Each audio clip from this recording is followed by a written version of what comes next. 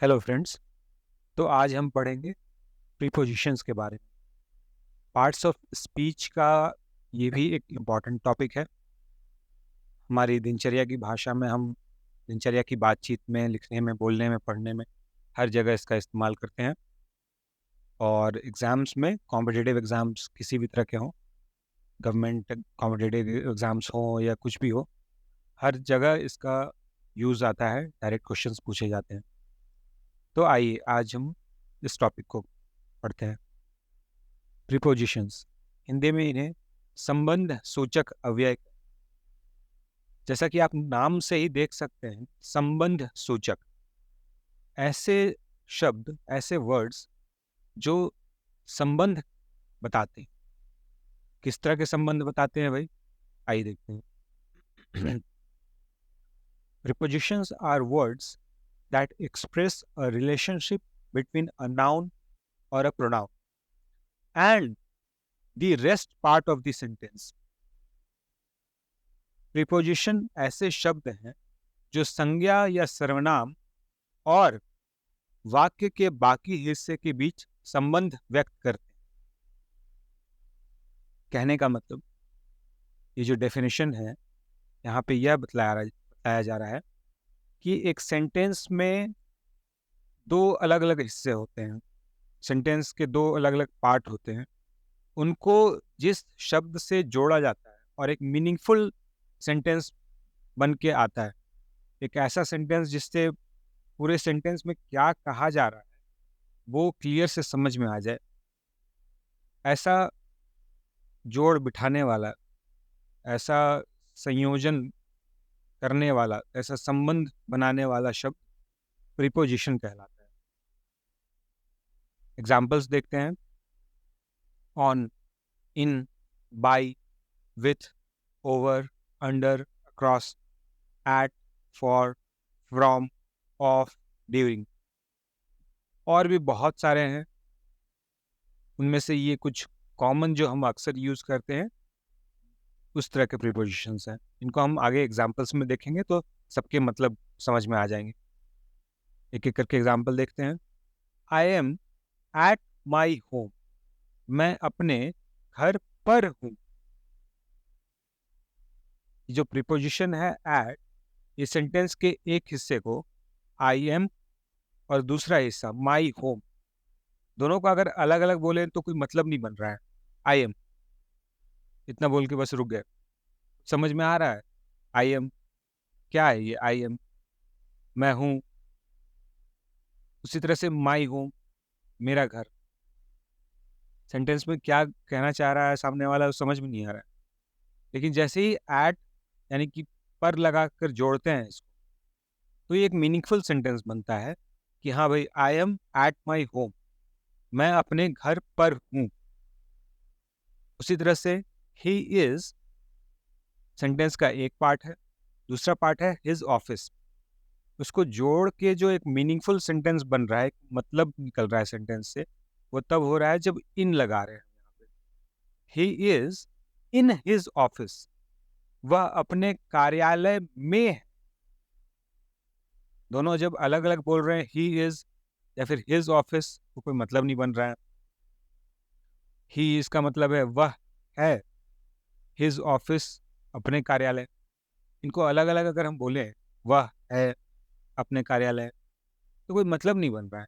लेकिन जैसे ही में लग रहा है, जैसे ही इन लग रहा है, तो एक मतलब निकल के आ रहा है कि हाँ भाई, he is in his office, वह अपने कार्यालय में है। सुमन कम्स, सेंटेंस का एक हिस्सा ये है, दूसरा है बैंगलोर। अब केवल बैंगलोर बोल रहे हैं तो भी सेंटेंस क्लियर नहीं क्या है, क्या कहना चाह रहा है। सुमन कम्स कह रहे हैं, वो भी सुमन आती है और बैंगलोर, दोनों अलग अलग हिस्से।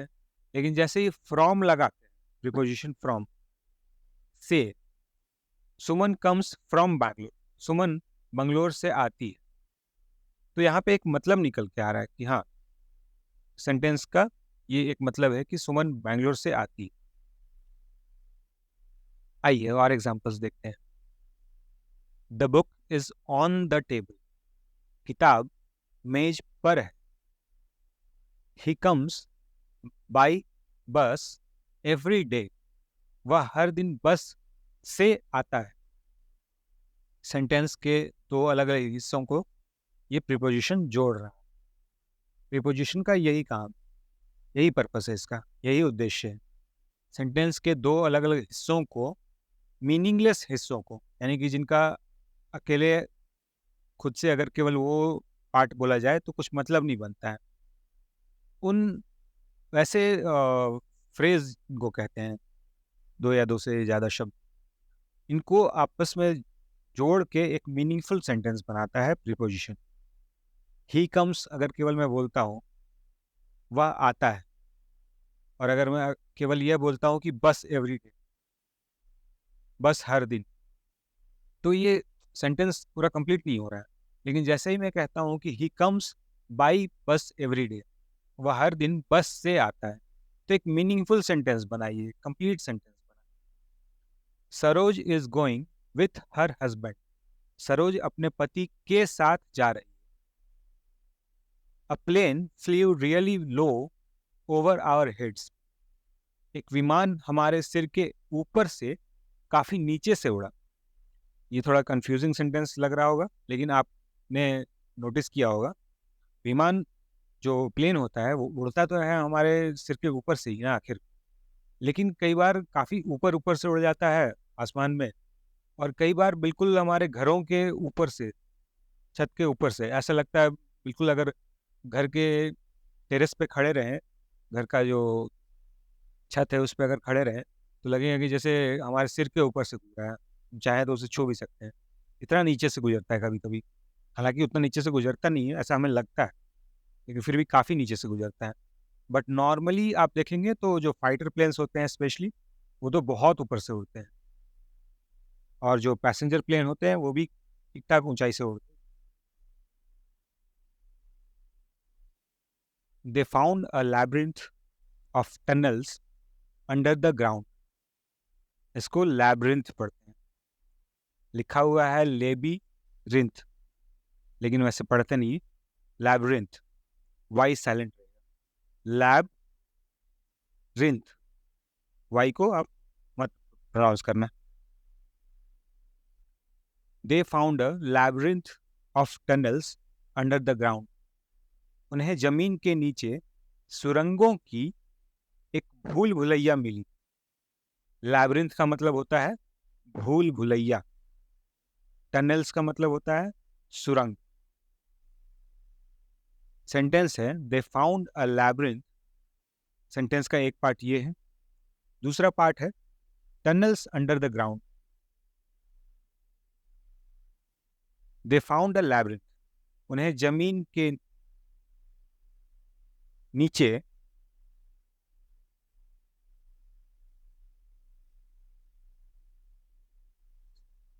दे फाउंड अ लैब्रिंथ, उन्हें एक भूल भुलैया मिली, और टनल्स अंडर द ग्राउंड का मतलब होगा जमीन के नीचे सुरंग। तो इन दोनों को जोड़ने का जो काम कर रहा है वह है ऑफ, यानी की। उन्हें जमीन के नीचे सुरंगों की एक भूल भुलैया मिली। They found a labyrinth of tunnels,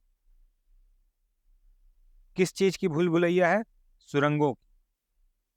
labyrinth of tunnels, tunnels हो गया सुरंग, लैब्रिंथ हो गया भूल भुलैया, सुरंगों की भूल भुलैया मिली उन्हें अंडर द ग्राउंड, जमीन के नीचे।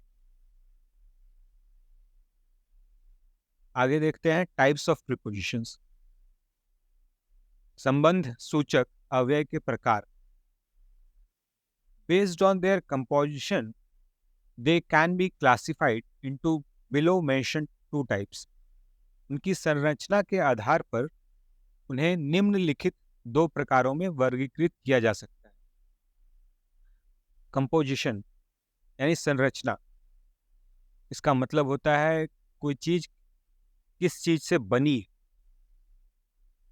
केमिस्ट्री में आप लोग अक्सर इसको पढ़ेंगे, कोई भी केमिकल होता है तो वो एक या दो या दो से ज़्यादा चीज़ों से मिलकर बना होता है। तो उसको एक कंपोजिशन कहते हैं, संरचना। तो उसी तरह से ग्रामर में बहुत बार आपको ये देखने को मिलेगा, पढ़ने को मिलेगा, कोई भी वर्ड एक या दो से ज़्यादा चीज़ों से मिलकर बनता है। उसी तरह से प्रीपोजिशंस को हम संरचना के आधार पर यानी कंपोजिशन के आधार पर दो कैटेगरीज में बांट सकते हैं। एक हो गया simple preposition. One word prepositions are called simple prepositions. एक शब्द वाले प्रीपोजिशंस को सिंपल प्रीपोजिशन कहते हैं। जैसे in, of, to, at, by, for, from, of, on, out, through, till, up, with. ये सारे एक एक शब्द वाले प्रीपोजिशंस हैं। कंपाउंड प्रीपोजिशंस जो होता है वो है it is a combination of two or more words that function as a single preposition. यह दो या दो से अधिक शब्दों का एक संयोजन है जो सिंगल प्रीपोजिशन के रूप में कार्य करता है।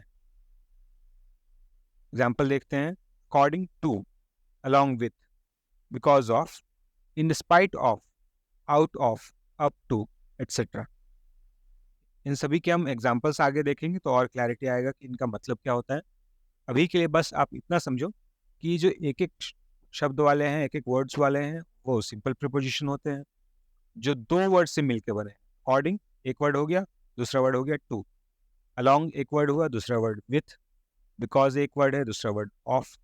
तो इस तरह से दो वर्ड्स से मिलके अगर प्रीपोजिशन बनता है, इन दोनों का अपने अलग अलग में अपना अपना मतलब होता होगा, लेकिन जब दोनों एक साथ मिल जाते हैं तो एक तीसरा ही मतलब निकल के आता है। इनके मतलब मैं बताऊंगा आगे आपको। अभी के लिए आप समझो ये दोनों मिलके एक कंपाउंड प्रीपोजिशन बना रहे।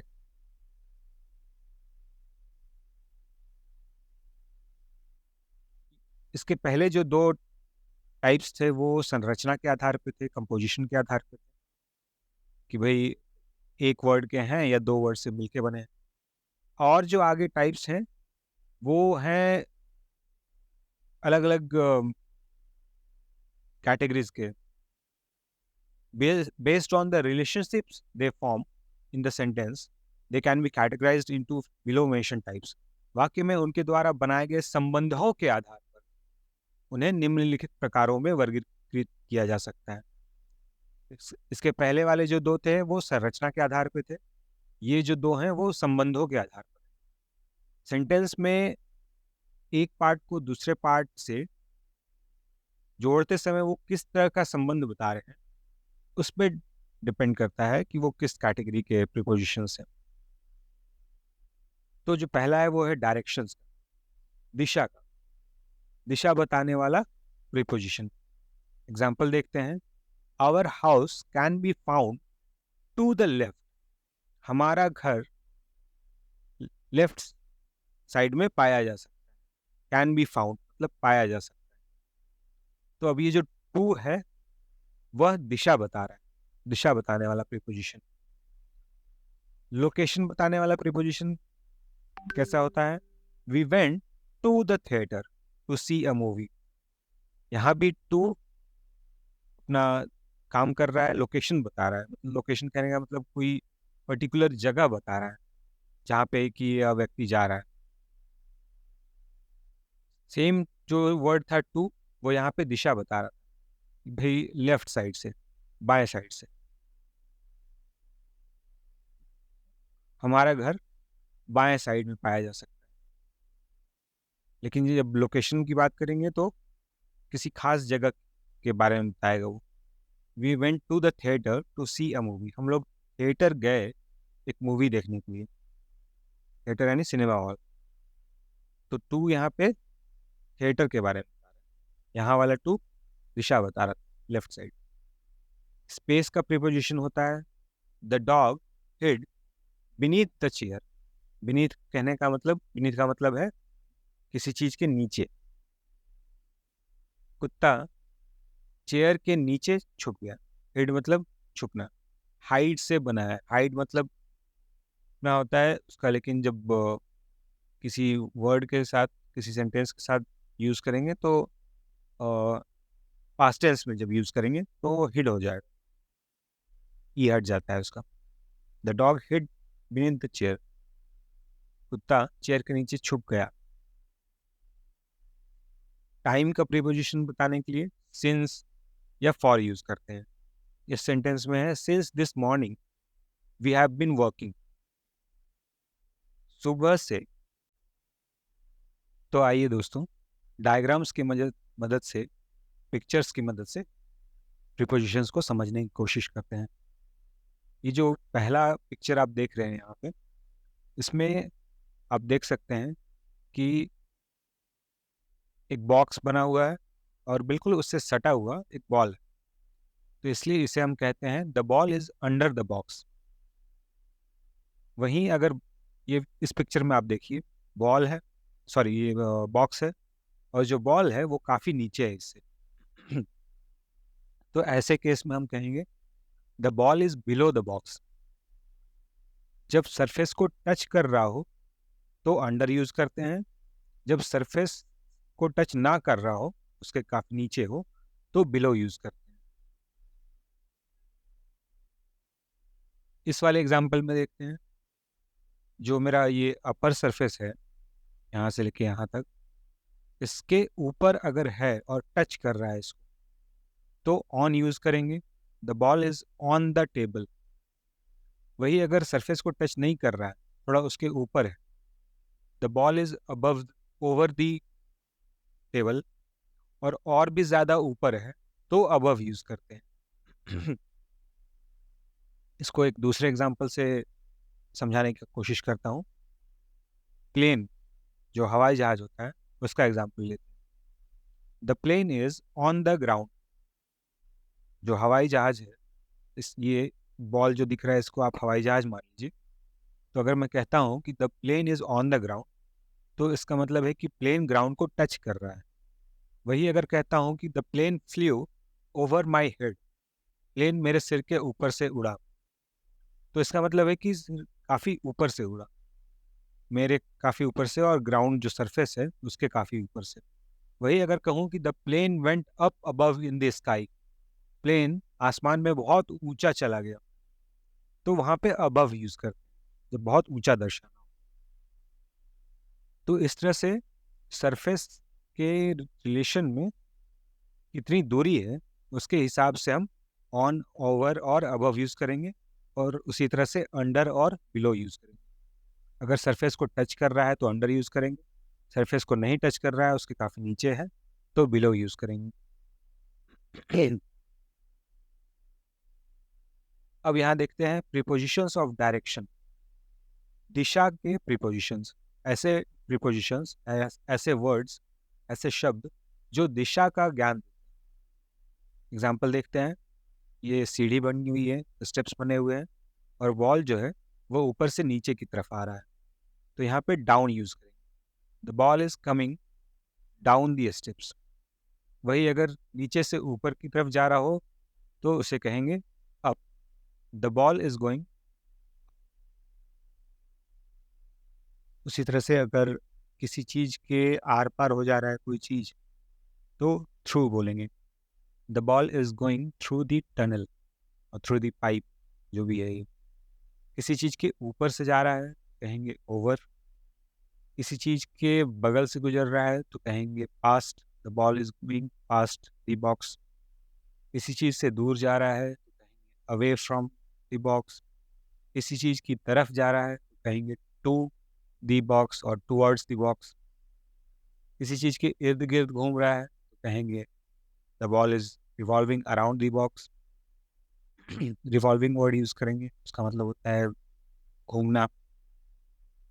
किसी चीज के अंदर जा रहा है तो इनटू, बाहर जा रहा है तो आउट ऑफ, ऑन टू, उसके ऊपर से होके उसके अंदर जा रहा है। यहाँ पे डिफरेंस है कि उसके ऊपर से होके उसके पार निकल जा रहा है, यहाँ पे कि ऊपर से जाके उसके अंदर ही जा रहा है। हाँ, उसके ऊपर से नीचे की तरफ आएगा तो ऑफ कहेंगे। दो चीज़ों के बीच में से निकल रहा है तो अलॉन्ग कहेंगे। एक छोर से दूसरी छोर पर जा रहा है तो अक्रॉस कहेंगे। The ball is going cross the boxes. Prepositions of place देखते हैं। In the box, the ball is in the box, ball box के अंदर है। The ball is on the box, box के ऊपर है।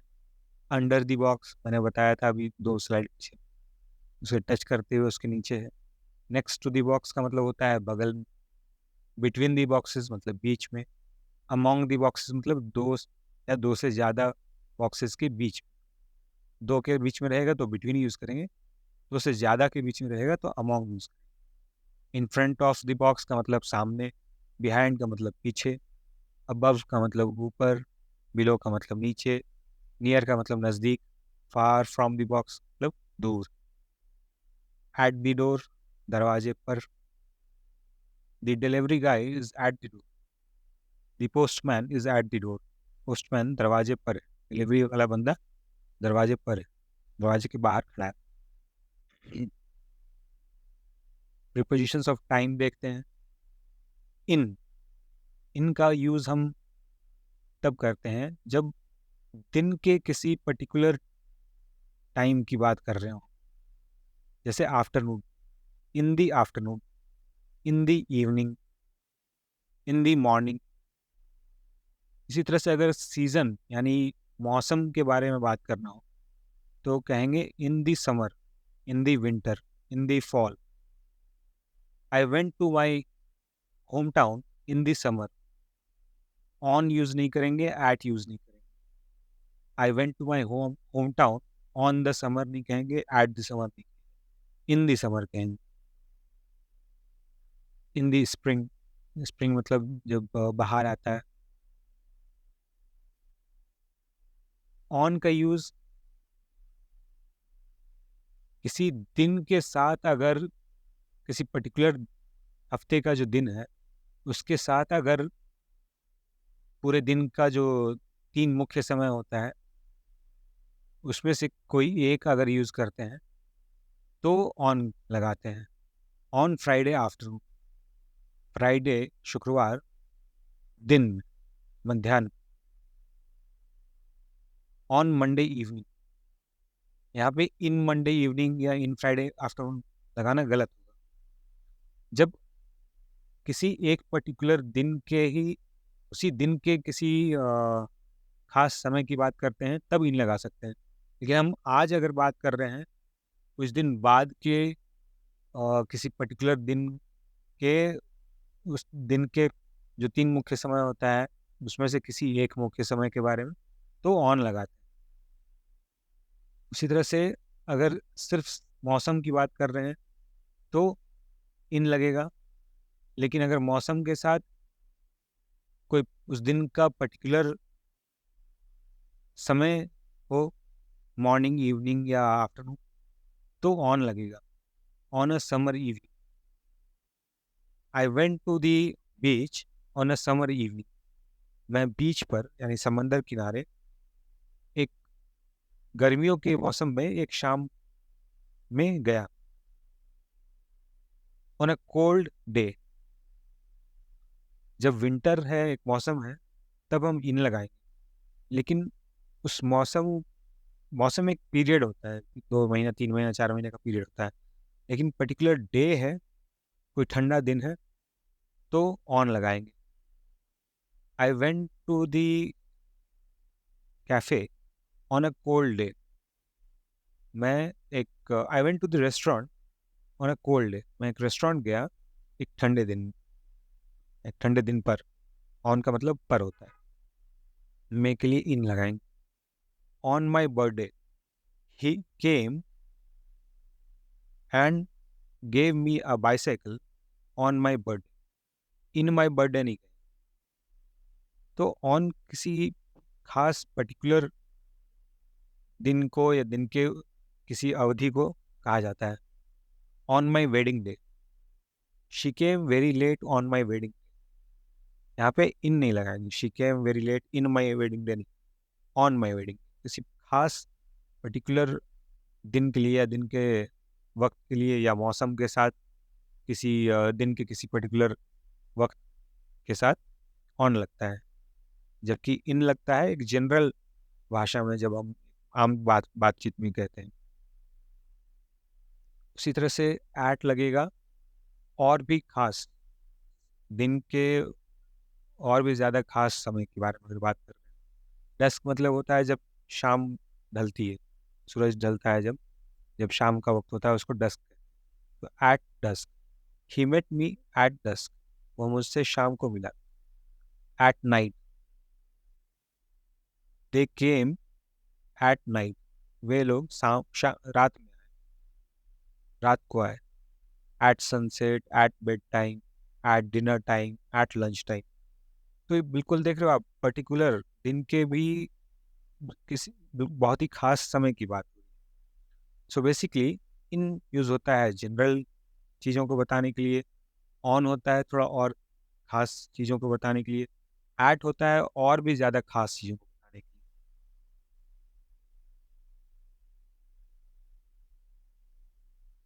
इस वाले पेज पे उसी चीज़ को मैंने बताने की कोशिश की है। इन का यूज़ जनरल चीज़ों के बारे में बात करने के लिए होता है, यानी कि जो बिगर चीज़ें हैं, बड़ी चीज़ें हैं, समय का बड़ा अंतराल हो या जगह, बड़ी जगहें हो, उस तरह की चीज़ों को बताने के लिए इन होता है। मैं अभी ये सारे एग्जांपल्स दे के आपको बताऊँ। ऑन का इस्तेमाल होता है मोर स्पेसिफिक, स्पेसिफिक कहने का मतलब खास, ज़्यादा खास चीज़ों को बताने के लिए, यानी थोड़े छोटे चीज़ों को बताने के लिए। छोटे जगह हो गए, बड़े जगहों के लिए, कंट्रीज़ के लिए इन, उस कंट्री के अंदर के जगहों को बताने के लिए ऑन। और एट जो यूज़ होता है वो और भी छोटी चीज़ों को बताने के लिए, वेरी वेरी स्पेसिफिक, बहुत ही खास चीज़ों को बताने के लिए। तो आइए देखते हैं एग्जांपल्स। सेंचुरीज यानी सदी, एक सदी 100 साल का होता है। तो जब हम सेंचुरी यानी सदी की बात कर रहे हो तो इन लगाते हैं। In the 1900s the British were ruling all over the world. 19वीं शताब्दी में, सदी यानी शताब्दी भी कहते हैं, 19वीं शताब्दी में पूरी दुनिया पे अंग्रेजों का हुक्म था, अंग्रेजों की हुकूमत। डिकेड्स, 10 साल के पीरियड को डिकेड्स कहते हैं। The Bollywood music was much more soothing in the 90s। 90 के दशक में बॉलीवुड का जो म्यूजिक था वो बहुत ही सूदिंग था। सूदिंग कहने का मतलब कानों को जो बहुत ही प्यारा लगता। आज के म्यूजिक की तरह नहीं, जहाँ जहाँ ढिन चाक एकदम जोर जोर का साउंड, म्यूजिक कुछ भी नहीं, बस फालतू के गाने। एनीवेज, तो जब हम डिकेड्स की बात करते हैं तो इन लगाएंगे, ऑन या एट नहीं लगाएंगे। On the 90s, at the 90s कहना गलत होगा, इन दी 90s, 90 के दशक में। ईयर्स की जब बात कर रहे हो, यानी किसी पर्टिकुलर वर्ष की, किसी खास साल की बात कर रहे हो। 1990 में मेरा जन्म हुआ, आई वॉज बॉर्न इन 1990, तो इन कहेंगे, I was born in 1990, I was born on 1990 या एट 1990 नहीं। मंथ्स की बात जब करते हो, महीनों की, मार्च को ऐसे बताता हूँ। We went to the hill station of Shimla in the month of March. हम मार्च के महीने में शिमला के हिल स्टेशन पे गए। On the month of March, on the at the month of मार्च नहीं। वीक्स, जब वीक्स की बात करते हैं, हफ्तों की, तो इन लगाते हैं, ऑन या एट नहीं लगाते हैं। She will be here in India in 5 weeks, वह 5 हफ्तों में भारत में होगी। यहाँ पे ऑन या एट का यूज नहीं होगा। She will be here in India on 5 weeks या एट 5 weeks, इन 5 weeks। सीजन्स, जब मौसम की बात करते हैं तो इन लगाते हैं। In the season of spring, there are beautiful flowers and leaves all around us. Spring के मौसम में यानी वसंत ऋतु में हमारे चारों तरफ बहुत खूबसूरत फूल पत्ते होते हैं. पीरियड्स ऑफ टाइम, समय के किसी जनरल समय के जनरल अवधि को जब के बारे में जब बात करते हैं तो इन लगाते हैं. In the future there will be no mobiles. Future में कोई मोबाइल, हाथों में चिप लगाए जाएंगे और बस उस चिप के थ्रू ही हम बात कर पाएंगे. ऐसा साइंटिस्ट लोग कुछ बना रहे. ये जो आज हाथों में इतने बड़े बड़े मोबाइल होते हैं ये नहीं, बस चिप्स के थ्रू ही सारा काम हो जाएगा. तो इस तरह से जब समय की किसी बड़ी अवधि के बारे में बात करते हो, ये जो बिगर वर्ड है ना और जनरल, ये इन सारी चीज़ों में अप्लाई हो रहा है. जनरल मतलब आम बातचीत में, बिगर मतलब बड़े. तो जब फ्यूचर के बारे में बात कर रहे हैं ना, इस एग्जाम्पल में in the future there will be no mobile, तो फ्यूचर एक बहुत बड़ा पीरियड है, छोटा पीरियड तो है नहीं, इसलिए इन लगेगा. ऑन या एट लगेगा. On the future, at the future नहीं. हॉलीडेज, छुट्टियाँ. The Easter holiday, the Diwali holiday. In the Diwali holidays I will be visiting my home town. Diwali की छुट्टियों में मैं अपने घर जाऊँ. पार्ट्स ऑफ द डे, दिन के किसी खास पर्टिकुलर अवधि के बारे में जब हम बात करेंगे तब इन लगाएंगे. In the morning, I will see you in the morning. मैं आपसे सुबह में मुलाकात करूँ. आई will see you on the morning, I will see you at the morning गलत. उसी तरह से जब बड़ी जगहों के बारे में बात करते हैं यानी countries, in France people are very friendly. France में लोग बहुत ही फ्रेंडली हैं, दोस्ताना व्यवहार. सिटीज की जब बात करेंगे, शहरों की, तब भी इन लगाएंगे. In Paris everybody wears fashionable clothes. Paris में, फ्रांस की राजधानी है पेरिस, पेरिस में हर कोई बहुत ही फैशनेबल कपड़े पहनता है, बहुत ही स्टाइलिश कपड़े पहनता है. नेबरहुड यानी हमारे आसपास की जगहों के जब बारे में जब बात करेंगे, मैनहट्टन यूएस का एक छोटा सा जगह है. हमारे यहाँ आप समझ लो, अगर आप पटना में हो और पटना में भी दानापुर में हो, तो अगर दानापुर के बारे में लिखना है, I was in Danapur just yesterday. मैं कल ही दानापुर में था. तो इस तरह से कंट्रीज, सिटीज और आसपास की जगहों के बारे में जब बात कर रहे हो तो इन लगाते हैं. इनक्लोज्ड स्पेस, क्लोज कहने का मतलब, ये देखिए क्लोज्ड जो वर्ड है इसमें इसी से बना है इनक्लोज्ड, जो चारों तरफ से बंद, ऐसी जगह. In a car, I was travelling in a car. मैं एक कार में ट्रैवल कर रहा था. My clothes were in a cupboard. मेरे कपड़े कबर्ड में थे यानी अलमीरे में थे. ऑन और एट लगाना गलत. आइए अब ऑन का यूज देखते हैं. तो जैसा कि इनके बारे केस में बताया कि जब आम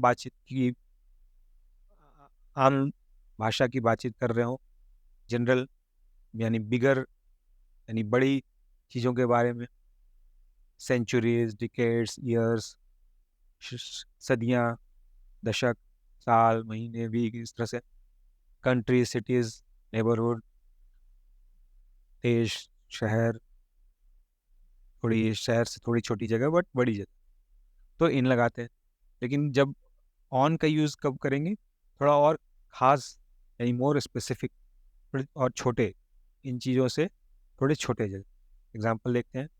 holidays with day, Easter day. Easter एक अमेरिका में एक फेस्टिवल है. दिवाली डे मान लीजिए आप, हमारे दशहरा डे. डेज यानी हफ्ते के दिनों के बारे में जब बात कर रहे हैं, I will see you on Monday, मैं आपसे मंडे को मुलाकात करूँ। डेट्स यानी तारीख, I have to visit my home on April 3rd। Specific days किसी खास दिन की बात कर रहे हो। My birthday is on 10th February। समय, on the weekend we all friends will meet, हम सारे दोस्त वीकेंड पर मिलेंगे। Day plus part of day, एक तो हफ्ते का एक दिन होना चाहिए और उस पर्टिकुलर दिन के भी एक पर्टिकुलर टाइम पीरियड होना चाहिए, खास अवधि होनी चाहिए। आई will see you on Sunday morning, मैं आपसे संडे मॉर्निंग मुलाकात। उसी तरह से जगह के बारे में आ जाते हैं, बात करते हैं। ये सब जो इधर है ये प्रीपोजिशंस ऑफ टाइम है, ये सारे के सारे। ये जो इधर है ये प्रीपोजिशन ऑफ प्लेस है, जगह का प्रीपोजिशन। तो जब स्ट्रीट्स के बारे में बात कर रहे हो यानी गलियों के बारे में, कोई किसी खास रोड के बारे में बात कर रहे हो, एड्रेस में अक्सर रोड्स होते हैं, जैसे यहाँ बैंगलोर में 13th मेन, 16th मेन, ऐसे रोड के एड्रेस होते हैं, घरों के एड्रेस में ये लगते हैं, तो हम ऑन लगाएंगे। ये यूएस का एग्जांपल एक दिया हुआ है, कोलंबस स्ट्रीट, कोलंबस वहाँ पे एक जगह का नाम हो। आप मान लो यहाँ पे ऑन 13th स्ट्रीट, 13वें गली में, गली पर मेरा घर है। My house is on the 13th street. Avenues वहाँ पे यूएस में रोड, थोड़ी जो चौड़ी सड़कें होती हैं उनको कहते हैं सरफेसेस, सतह। एग्जाम्पल है the floor, water was splashed on the floor, पानी फर्श पर गिर गया। स्प्लैश मतलब गिरना, छलक जाना। मीन्स ऑफ ट्रांसपोर्ट, ट्रांसपोर्ट के साधन यानी यातायात के साधन। आई वॉज ट्रैवलिंग ऑन अ बस, मैं एक बस पर ट्रैवल कर रहा था, बस के ऊपर नहीं ऑब्वियसली, कहने का मतलब है कि बस के अंदर था, तब भी ऑन लगा रहे। ऑन का मतलब ये नहीं कि बस के ऊपर, वो मत सोच रहा आप, बस के अंदर। I was travelling on a plane, I was travelling on a train. Communications यानी बातचीत के साधन। He was speaking on the radio, वह रेडियो पर बोल रहा था। कहने का मतलब कि रेडियो पर चढ़ के नहीं बोल रहा था, रेडियो के थ्रू, रेडियो के माध्यम से बोल रहा था, अपनी आवाज़ लोगों तक पहुंचा रहा था। अब आते हैं एट पर, वेरी स्पेसिफिक। सबसे ये जो छोटी चीज़ें होती हैं ना, यहाँ पे आपने जो भी यहाँ पे इतना कुछ देखा उससे भी कंपेयर करेंगे तो जो सबसे छोटी चीज़ें होती हैं उनके लिए एट यूज़ होता है। टाइम की अगर बात करें तो यहाँ देखिए हमने सेंचुरीज देखा, डिकेड्स देखा, ईयर्स देखा, डेज देखे। यहाँ पे अब घंटों की बात होगी, आवर्स। 8 AM एग्जाम्पल मान के चलते हैं। I will meet you at 8 AM, मैं आपसे 8 बजे मुलाकात करूँगा सुबह। AM होता है सुबह, PM होता है शाम। पार्ट्स ऑफ द डे, दिन के और भी ज़्यादा छोटे वाले पार्ट्स, मॉर्निंग, आफ्टरनून और नाइट तो हो गया, इवनिंग भी बड़े पार्ट्स हो गए। जो मिड नाइट है, रात्रि 12 बजे, एग्जैक्ट 12 बजे को मिड नाइट कहते हैं। The clock will tick 12 o'clock at the midnight. या फिर दूसरा एग्जाम्पल लिख देता हूँ, we all celebrate new year at midnight, हम ठीक 12 बजे रात को नया साल मनाते हैं। मोमेंट, बिल्कुल एक खास particular point of time. Example देता हूँ, आई arrive at the right moment, बिल्कुल मैं खास, बिल्कुल सही समय पर पहुंचा। आई arrive I arrive at the right moment. मैं बिल्कुल सही समय पर पहुंचा, ना एक सेकंड इधर ना एक सेकंड उधर, बिल्कुल exact time. Holidays without day, यहाँ पे आपने देखा holidays with day, Easter day, Diwali day, Dussehra day. Direct जब विदाउट डे, बिना डे लगाए यूज करेंगे तो एट यूज करते हैं। एड्रेस, बिल्कुल खास एड्रेस, यहाँ पे हो गया country, city, neighbourhood, close space, street, Avenue. अब उससे भी छोटा होता है जो एग्जैक्ट एड्रेस होता है। My house is located eight number 683। इस तरह से मैं अपने घर के एड्रेस में एट लगाऊँ, ऑन या इन नहीं लगाऊँ। स्पेसिफिक लोकेशंस, बिल्कुल कोई खास लोकेशन। एग्जाम्पल दिया है यहाँ पे the station. The police station is located at 16th main street. Police station 16वें मेन स्ट्रीट पर बना हुआ है। तो इस तरह से दोस्तों आप इसको फिर से एक बार गो थ्रू कीजिए। इनका यूज़ कहाँ पे होता है, ऑन का कहाँ होता है, ऐड का कहाँ होता है, बिल्कुल डिटेल से एक्सप्लेन किया है मैंने। फिर से इस जो भी पिछले 5-10 मिनट का वीडियो है। ठीक, आइए अब कुछ एक्सरसाइजेस देखते हैं। इत्मीनान से इनको, इस वीडियो को पॉज करके आप इनको बनाने की कोशिश कीजिए जितना आपसे बन पा रहा है। आपको बहुत सारे वर्ड्स का मतलब पता नहीं होगा, डिक्शनरी में देखने की कोशिश कीजिए। मैंने आंसर्स दिए हुए हैं लास्ट में, बट पहले आप एक बार अपने हिसाब से बनाइए इसको, फिर बाद में क्रॉस चेक कर लीजिएगा। मैं थोड़ा एक्सप्लेन भी कर दूंगा यहाँ पे, आपके लिए ईजी हो जाएगा। Everything falls to the ground blank earth's gravitational pull. हर चीज जमीन पर गिरती है ब्लैंक धरती के गुरुत्वाकर्षण खिंचाव के कारण। तो यहाँ पे जो ब्लैंक है उसका आंसर है बिकॉज ऑफ, के कारण। मैंने यहाँ हिंदी बताने के समय ऑलरेडी बता दिया। तो आंसर है everything falls to the ground because of earth's gravitational pull.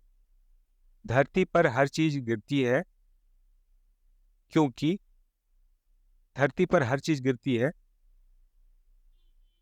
धरती के गुरुत्वाकर्षण के कारण।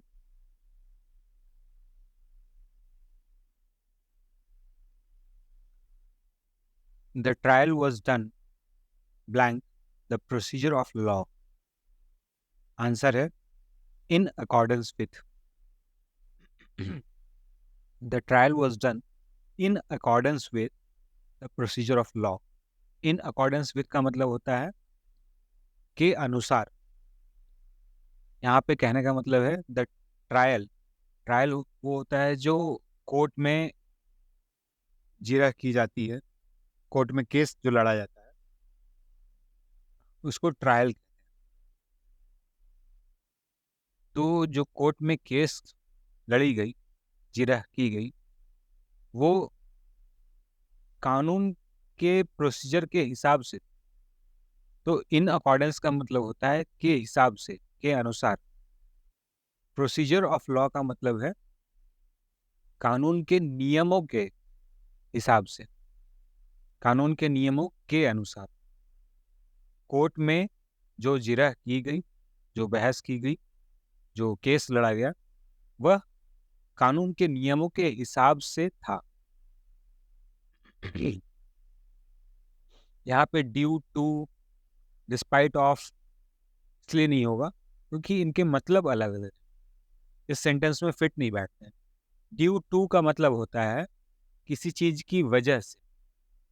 डिस्पाइट ऑफ का मतलब होता है किसी चीज के होने के बावजूद।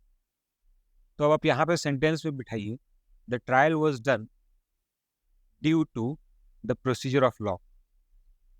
जो कोर्ट में केस लड़ा गया था वह कानून के नियमों के कारण लड़ा गया। ये सेंटेंस अटपटा लग रहा है।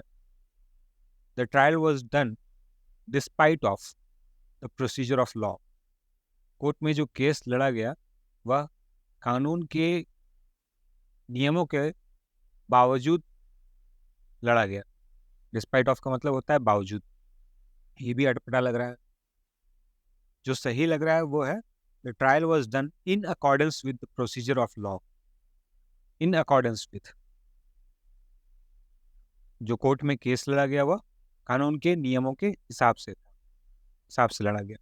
मतलब वकीलों ने अपने अपने जो दलीलें दी वह कानून के नियमों के हिसाब से, कुछ कानून के विरुद्ध, कानून से हट के नहीं।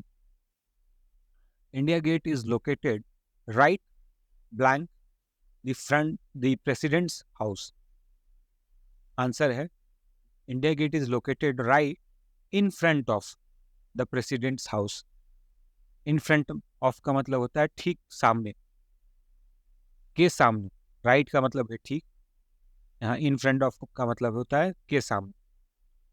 इंडिया गेट जो है वो राष्ट्रपति के घर के ठीक सामने है, ठीक सामने स्थित है, located. As a blank is hard work he achieve the target.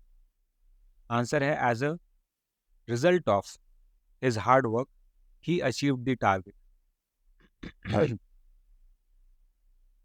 अपनी कड़ी मेहनत के परिणाम स्वरूप, रिजल्ट ऑफ मतलब परिणाम, नतीजा भी अपनी कड़ी मेहनत के नतीजे स्वरूप, के नतीजे की वजह से ही अचीव द टारगेट, उसने अपना टारगेट यानी जो लक्ष्य था, टारगेट मतलब लक्ष्य, लक्ष्य होता है, वह अचीव कर दिया। इंस्टीड ऑफ का मतलब होता है इसके बजाय। अपार्ट फ्रॉम का मतलब होता है इसके अलावे। तो वो यहाँ सेंटेंस में फिट नहीं बैठे। Blank following the rules he chose to break them. यहाँ पे इंस्टीड ऑफ सही बैठेगा, यहाँ नहीं बैठ रहा था, यहाँ पे सही बैठेगा। Instead of following the rules he chose to break them. Instead of का मैंने मतलब बताया था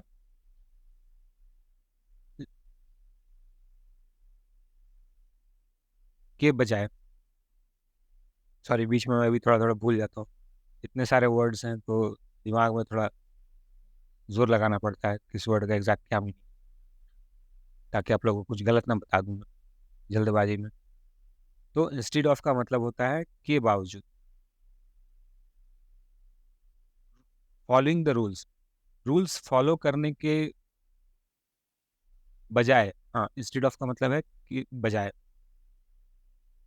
रूल्स फॉलो करने के बजाय he chose to break them, उसने उन्हें तोड़ना चुना, नियमों को तोड़ना चुना उसने।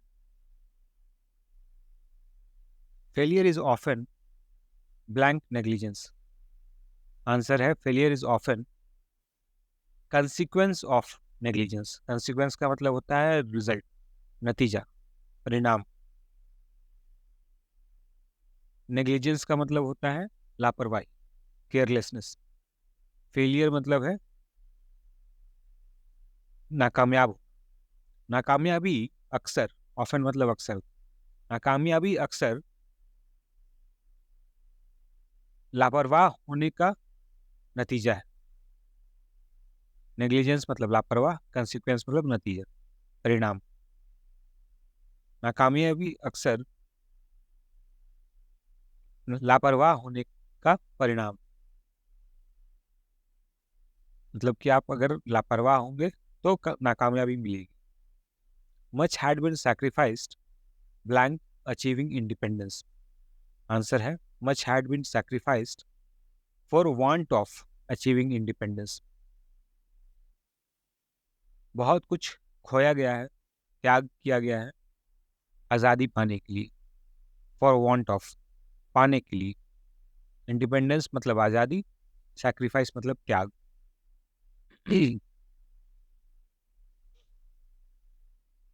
और एग्जांपल्स देखते हैं। He is doing well blank the adversities. He is doing well despite of the adversities.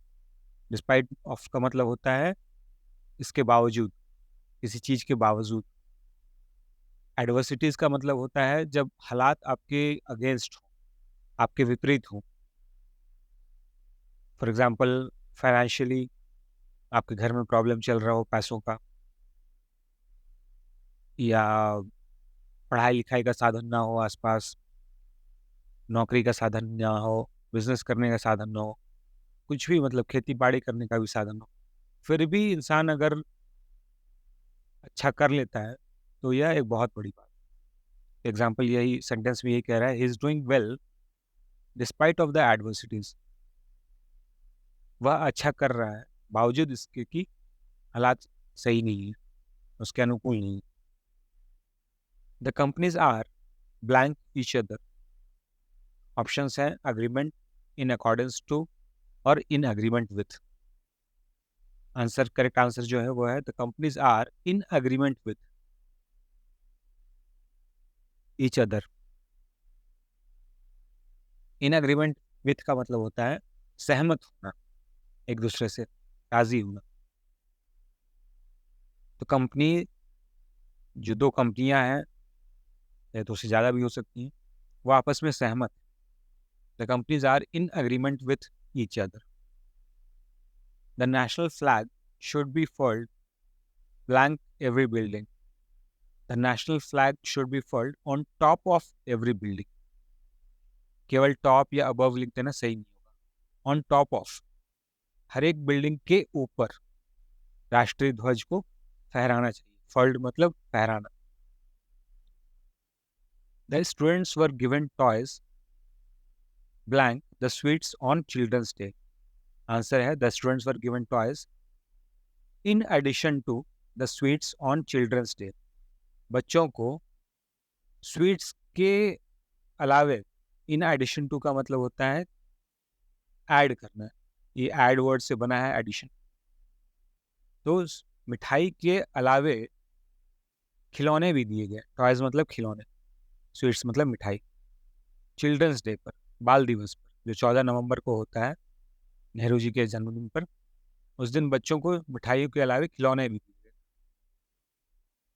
यहाँ पे अकॉर्डिंग टू या असाइड फ्रॉम गलत होगा।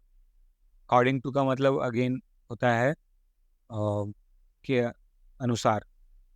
असाइड फ्रॉम का मतलब होता है के अलावे। थोड़ा अलग मतलब है exactly. Blank the fundamental rights every citizen are entitled to equality of opportunity. Answer है in respect to. In respect to the fundamental rights every citizen are entitled to equality of opportunity. जो मौलिक अधिकार है हर नागरिक का, उसके अनुसार, उसको रिस्पेक्ट करते हुए, उन अधिकारों को रिस्पेक्ट करते हुए, उन अधिकारों को मानते हुए, उन अधिकारों को इज्जत देते हुए, जो हमारे संविधान में लिखा है, हर नागरिक अवसर के समानता का हकदार है। एंटाइटल्ड मतलब हकदार होना, इक्वालिटी मतलब समानता, अपॉर्चुनिटी मतलब अवसर। हमारे संविधान के अवसर, हमारे संविधान के अनुसार जो मौलिक अधिकार है हमारे संविधान में, उसके अनुसार उसको रिस्पेक्ट देते हुए यह माना जाना चाहिए, यह माना जाता है कि हर एक नागरिक अवसर के समानता का हकदार है। अवसर के समानता का मतलब पढ़ाई लिखाई में, या नौकरी पाने में, या बिजनेस करने में, कुछ भी करने में हर नागरिक को रंग रूप, जाति धर्म, इन सब चीज़ों से ऊपर उठकर एक बराबर का हकदार है। किसी भी स्कूल कॉलेज में या नौकरियों में कोई कोटा सिस्टम नहीं होना चाहिए। यह मौलिक अधिकार है। सबके लिए एक समान अवसर होने चाहिए।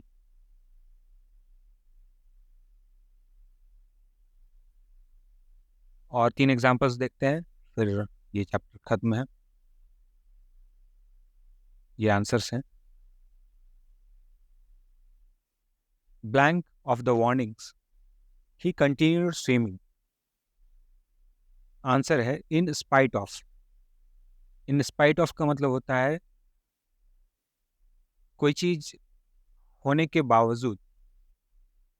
In spite of the warnings, he continued swimming. उसको वार्निंग यानी चेतावनी देने के बावजूद उसने स्विमिंग कंटिन्यू रखा, तैरना जारी रखा. In spite of the warnings, he continued swimming. चेतावनी देने के बावजूद उसने तैरना जारी रखा. The accused turned witness across leniency. Answer है the accused turned witness on condition of leniency. leniency का मतलब राहत देना, सजा माफ कर देना. सजा माफ करने के कंडीशन पे, के आधार पे, कंडीशन मतलब यहाँ पे के आधार पे, उस कह सकते हैं प्रॉमिस, उस सामने वाले ने उसको प्रॉमिस किया, वादा किया कि मैं आपको आपकी सजा में थोड़ी राहत दे दूंगा अगर आप हमारे विटनेस बन जाए. विटनेस यानी चश्मदीद गवाह जिसे कहते हैं, आई विटनेस. तो जो अक्यूज था, अक्यूज का मतलब होता है जिसपे आरोप लगाया जाता है. ये मैंने एक इस वर्ड पे, अक्यूज वर्ड पे पूरा का पूरा एक वीडियो बनाया है, आप मेरे चैनल पे देख सकते हैं. अक्यूज का मतलब होता है आरोप लगाना. तो जो आरोपी था, जिस पे आरोप लगाया गया था, वह चश्मदीद गवाह बन गया इस वादे पे कि भाई आपको राहत दी जाएगी. सामने से पुलिस ने या कोर्ट ने, जो जिसने भी उसको ये वादा किया कि आपको, आपके साथ लीनियंसी बरती जाएगी. लीनियंसी का मतलब होता है राहत दी जाएगी, आपकी सजा में कुछ कमी कर दी जाएगी. Blank a beautiful house, he also owns a beautiful farm. Answer है असाइड फ्रॉम. यहाँ पे असाइड फ्रॉम करेक्ट आंसर बैठ रहा है. Aside from a beautiful house, he also owns a beautiful farm. एक खूबसूरत घर के अलावे, असाइड फ्रॉम का मतलब के अलावे, उसके पास एक खूबसूरत फार्म हाउस भी है. फार्म यानी खेत भी कह सकते हैं, जरूरी नहीं है फार्म हाउस, खेत भी कह सकते हैं. फार्म का मतलब खेत होता है. तो इस तरह से सारे एक्सरसाइज के मैंने आंसर्स यहाँ पे दिए हुए हैं. आपको हिंदी में पूरा समझा भी दिया. फिर भी अगर कहीं कुछ डाउट लगे तो कमेंट सेक्शन में ज़रूर बताइएगा. उसके पहले मेरा सजेशन होगा कि एक बार फिर से शुरू से चैप्टर को पढ़िए. जिन वर्ड्स का मतलब नहीं आता है उनको डिक्शनरी में, गूगल में ढूंढने का कोशिश कीजिए और उसके बाद ही एक्सरसाइजेस बनाइए. तो थैंक्स गाइस, यही इतना था. कुछ भी कहीं भी कुछ भी डाउट रहे तो प्लीज़ आप मुझे कांटेक्ट कर सकते हैं, कमेंट कर सकते हैं. तब तक के लिए जय हिंद, वंदे मातरम.